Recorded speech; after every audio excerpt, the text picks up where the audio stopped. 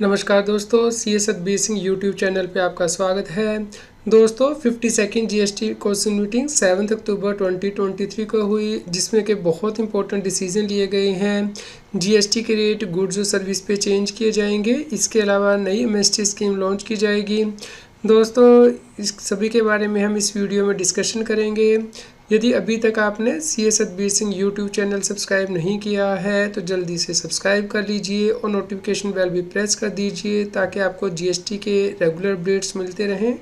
दोस्तों GST act के अंतर्गत अपील को फाइल करने के लिए भी MST स्कीम लॉन्च की जाएगी। दोस्तों GST एक्ट के अंतर्गत सेक्शन 73 और सेक्शन 74 दिए गए हैं, जिसके अंतर्गत के डिमांड ऑर्डर GST ऑफिसर के द्वारा निकाले जाते हैं। तो दोस्तों जो व्यक्ति टाइमली अपील नहीं कर पाए हैं GST एक्ट के अंतर्गत 31 मार्च 2023 तक, या फिर जिन्होंने अपील तो फाइल कर दी थी लेकिन इस बेस पर रिजेक्ट की गई है कि उन्हें टाइमली फाइल नहीं की है, तो उस केस में MST स्कीम लॉन्च की जाएगी।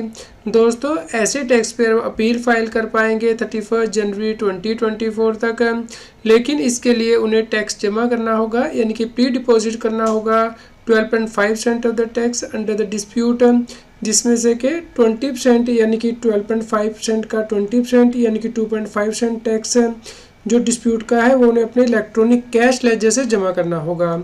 इस प्रकार ये large number of tax payer को इससे बेनिफिट होगा।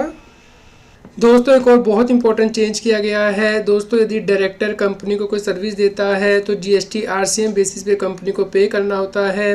जैसे कि दोस्तों कोई डायरेक्टर कंपनी के लिए कोई पर्सनल गारंटी देता है ताकि कंपनी को कोई क्रेडिट लिमिट या लोन सैंक्शन किया जा सके, तो उसके ऊपर भी GST RCM के बेसिस पे कंपनी को जमा करना होता था। इसी प्रकार दोस्तों कॉर्पोरेट गारंटी यदि प्रोवाइड की जाती थी रिलेटेड पर्सन को, including corporate guarantee by the holding company to subsidiary company, तो उसके ऊपर भी GST लगता था। लेकिन दोस्तों अब सर्कुलर के द्वारा क्लैरिफाई किया जाएगा कि यदि डायरेक्टर को कंपनी के द्वारा कोई कंसिडरेशन पे नहीं किया गया है और डायरेक्टर के द्वारा पर्सनल गारंटी बैंक या फाइनेंशियल इंस्टीट्यूशन को दी गई है, तो उस केस पे जो ओपन मार्केट वैल्यू होगी सप्लाई की यानी कि ट्रांजैक्शन की, वो जीरो मानी जाएगी। इस प्रकार अब इसके ऊपर RCM के बेसिस पे GST जमा कराने की आवश्यकता नहीं होगी।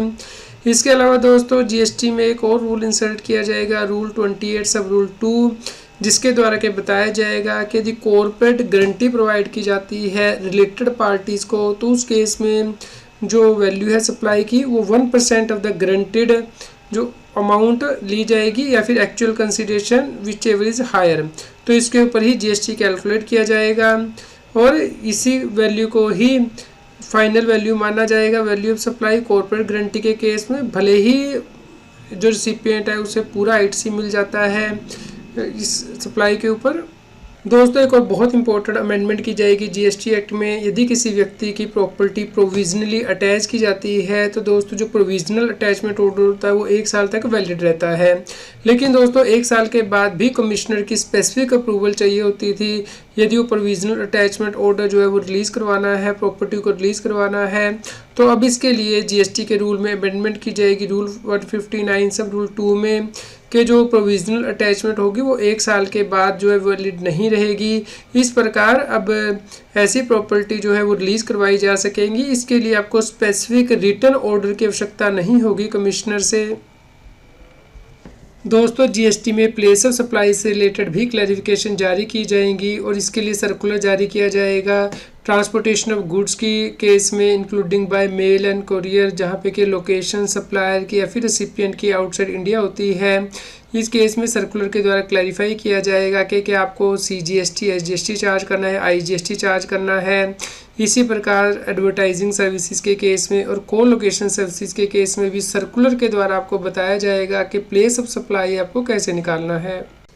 दोस्तों GST एक्ट के अंतर्गत एक्सपोर्ट ऑफ सर्विस तभी मानी जाती है यदि आपका जो अमाउंट है वो फ़ॉरेन करेंसी में आता है, लेकिन यहाँ पे अब सर्कुलर के द्वारा भी क्लैरिफाई किया जाएगा कि यदि आप export remittance special INR vostro account में लेते हैं जो कि RBI की गाइडलाइन के अकॉर्डिंग बनाया गया है, तो उसे भी एक्सपोर्ट ऑफ सर्विस के लिए क्वालिफाई माना जाएगा।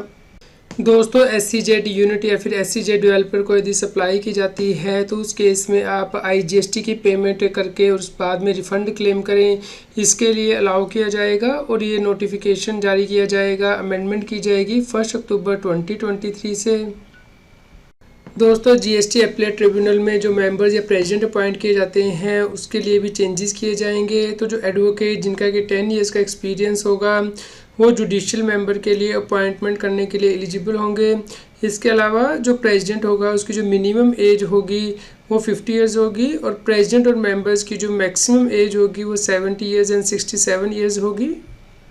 दोस्तों 50th जीएसटी काउंसिल मीटिंग में डिसीजन लिया गया था कि इनपुट सर्विस डिस्ट्रीब्यूटर को सेपरेटली रजिस्ट्रेशन लेनी होगी जीएसटी एक्ट में और ये मैंडेटरी होगी, ये प्रोस्पेक्टिवली लेनी होगी, यानी कि बैक डेट से नहीं लागू की जाएगी ये प्रोविज़न बल्कि प्रोस्पेक्टिवली लागू की जाएगी। तो दोस्तों यदि कोई हेड ऑफिस ऐसी इनपुट सर्विस लेता है जो कि हेड ऑफिस और ब्रांचेस में डिस्ट्रीब्यूट होना है इनपुट एज क्रेडिट या फिर ब्रांचेस में डिस्ट्रीब्यूट होना है एक या एक से ज़्यादा ब्रांचेस में, तो उस केस में अब मैंडेटरी रजिस्ट्रेशन लेनी होगी एज इनपुट सर्विस डिस्ट्रीब्यूटर। इसके लिए जीएसटी एक्ट और रूल्स में अमेंडमेंट की जाएगी। दोस्तों कुछ गुड्स पे जीएसटी के रेट चेंज किए जाएंगे, जैसे कि मिलेट फ्लोर यदि पाउडर फॉर्म में होता है जिसमें कि 70% कम से कम मिलेट्स हो बाय वेट और वो HS 1901 के अंतर्गत फॉल करता हो, तो उस केस में जीएसटी के रेट चेंज किए जाएंगे। जीएसटी के रेट 0% होंगे यदि आप प्री पैकेज या लेबल फॉर्म में सेल नहीं कर रहे हैं, और यदि प्री पैकेज और लेबल फॉर्म में सेल करेंगे तो 5% जीएसटी के रेट होंगे। ये इफेक्टिव होंगे उस दिन से जब ये नोटिफिकेशन जारी की जाएगी। दोस्तों यदि इमिटेशन जरी थ्रेड या फिर यान है जो कि मेटलाइज्ड पॉलिस्टर फिल्म या प्लास्टिक फिल्म से बने हैं जो कि HS 5605 के अंतर्गत आते हैं, उनके ऊपर 5% जीएसटी के रेट होंगे। इसके लिए क्लैरिफिकेशन जारी की जाएगी, लेकिन यदि आपने ज़्यादा जीएसटी पे कर दिया है तो उस केस में कोई रिफंड नहीं दिया जाएगा। दोस्तों फॉरेन गोइंग वेसल पे 5% IGST लगता है वैल्यू ऑफ वेसल पे यदि कन्वर्ट कर लेते हैं कोस्टल रन में, लेकिन अब जीएसटी काउंसिल के द्वारा कंडीशनल जीएसटी से एग्जम्पशन दी जाएगी foreign flag foreign going vessel को यदि ये कन्वर्ट कर लेंगे कोस्टल रन में, लेकिन इसके लिए कंडीशन होगी कि उन्हें रीकन्वर्ट करना होगा फॉरेन गोइंग वेसल में 6 महीने के अंदर। दोस्तों एक्स्ट्रा न्यूट्रल अल्कोहल यदि यूज़ की जाती है alcohol liquor for human consumption के लिए मैन्युफैक्चरिंग में, तो उसे जीएसटी से बाहर रखा जाए, इसके लिए जीएसटी एक्ट में अमेंडमेंट की जाएगी। दोस्तों मोलासिस पे जीएसटी के लिए 28% से रिड्यूस करके 5% किए जाएंगे ताकि जो मिल्स के पास लिक्विडिटी है उसे इंक्रीज़ किया जा सके और जो फार्मर के ड्यूज़ हैं उन्हें जल्दी से क्लियर किया जा सके। इससे कैटल फीड की जो कॉस्ट है वो भी रिड्यूस होगी। दोस्तों रेक्टिफाइड स्पिरिट इंडस्ट्रियल यूज़ के लिए यदि यूज़ होती है तो उसके लिए कस्टम टैरिफ में 8 डिजिट लेवल के HSN कोड क्रिएट किए गए हैं। तो अब इसके लिए जीएसटी के रेट नोटिफिकेशन में भी अमेंडमेंट की जाएगी ताकि जो एंट्री ENA है फॉर इंडस्ट्रियल यूज़ उसके ऊपर 18% जीएसटी लगे। दोस्तों जीएसटी एक्ट के अंतर्गत सर्विसेज पे जीएसटी के रेट क्या होंगे इसके लिए भी अमेंडमेंट की जाएगी।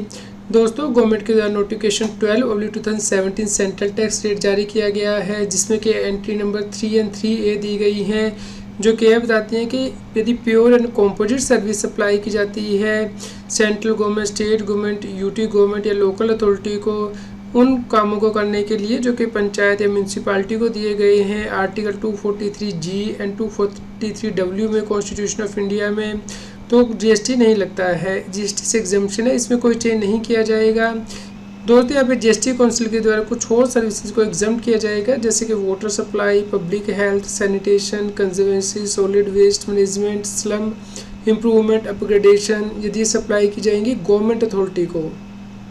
दोस्तों कुछ क्लैरिफिकेशन भी जारी की जाएंगी जैसे कि बर्ले को माल्ट में कन्वर्ट किया जाता है प्रोसेस किया जाता है तो उससे रिलेटेड जो जो वर्क सर्विस दी जाती है उस पर 5% जीएसटी ही लगेगा ना कि 18% जीएसटी, क्योंकि इसे जो work in relation to food and food product माना जाएगा। दोस्तों 1 जनवरी 2020 से जीएसटी में अमेंडमेंट की गई थी कि यदि बस transportation service electronic commerce operator के थ्रू सप्लाई की जाती है तो उस केस में जीएसटी इलेक्ट्रॉनिक कॉमर्स ऑपरेटर को पे करना होता था। ये इसलिए लिया गया था ताकि स्मॉल जो टैक्स पेयर है उन्हें जीएसटी में रजिस्ट्रेशन ना लेनी पड़े, क्योंकि उनके पास 1 या 2 बसेज ही होती हैं जो कि वो ई कॉमर्स ऑपरेटर के थ्रू ये सर्विस देते हैं। लेकिन दोस्तों अब यहाँ पे ये प्रोविज़न डाली जाएगी कि यदि कंपनीज़ हैं जो कि बस ऑपरेटर की सर्विस देती हैं भले ही वो ई कॉमर्स ऑपरेटर के थ्रू दे रही है उस केस में जीएसटी उन्हें ही पे करना होगा, ई कॉमर्स ऑपरेटर को नहीं पे करना होगा। इससे बेनिफिट ये होगा कि कंपनीज अपने इनपुट टैक्स क्रेडिट को यूज़ कर पाएंगी। दोस्तों ये भी क्लैरिफाई किया जाएगा कि डिस्ट्रिक्ट मिनरल फाउंडेशन ट्रस्ट जो कि स्टेट गवर्नमेंट के द्वारा सेट की जाती हैं मिनरल माइनिंग एरियाज़ में, उन्हें गवर्नमेंट अथॉरिटी की तरह ही जीएसटी एक्ट के अंतर्गत एग्जम्पशन दी जाएगी। इसके अलावा दोस्तों ये भी प्रोविज़न डाली जाएगी कि जो भी गुड्स या सर्विस इंडियन रेलवे के द्वारा सप्लाई की जाती हैं उसे फॉरवर्ड चार्ज मैकेनिज्म के अंतर्गत ही टैक्स किया जाएगा, ताकि इंडियन रेलवे इसके ऊपर इनपुट टैक्स क्रेडिट अवेल कर सके।